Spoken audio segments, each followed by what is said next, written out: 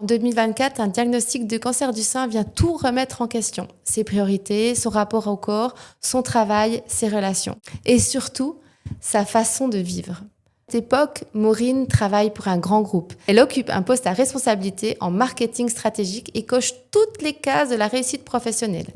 Puis la maladie s'invite dans son histoire. Dans cet épisode, nous parlons de ce que l'on fait quand la vie nous oblige à ralentir, de l'après-cancer, des choix que l'on n'aurait jamais osé faire autrement, du regard porté sur son corps et du courage de changer de voie et de vie. Et cette question que beaucoup d'entre nous repoussent, faut-il attendre qu'un drame nous réveille pour commencer à réfléchir à sa vie? Justement, quand on t'annonce ça, tu te souviens de ce moment-là? Oui, je me souviens comme si c'était hier parce que le jour où je l'ai appris, ça a été un choc. Je me suis pas tout de suite effondrée, quoique.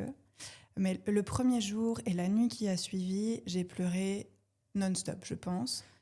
Et ça a été super parce que je le dis depuis le premier jour, en fait. Pour moi, ce diagnostic, ça a été une délivrance. Parce que ça faisait des mois que je sentais des trucs bizarres. J'étais fatiguée anormalement et personne ne me croyait, personne ne m'écoutait vraiment. Tout le monde me disait son idée, mais ça n'avait rien à voir. Et j'étais hyper émotive. Je me mettais à pleurer en plein milieu d'une réunion alors qu'il y avait zéro raison. Donc là, enfin, j'avais un mot et j'avais la possibilité de devenir actrice de ma guérison. Je pense une partie de moi, en tout cas toute la partie de moi qui se posait beaucoup de questions et qui voulait toujours être bien perçue par le monde et porter des masques pour s'adapter à ce monde.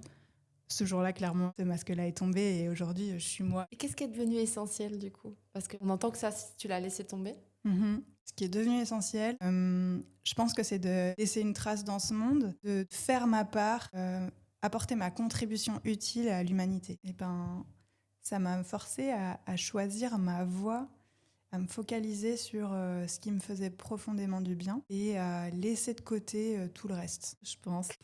Qu'est-ce qui fait qu'on attend une catastrophe, j'ai envie de l'appeler comme ça, tu peux l'appeler autrement, pour, j'ai envie de dire, commencer à vivre vraiment? Mais moi, j'ai envie de vous dire, mais faites pas les mêmes erreurs que moi, parce que ça fait des années que je savais quel était le bon chemin pour moi et je m'interdisais de le vivre à cause de ces croyances limitantes.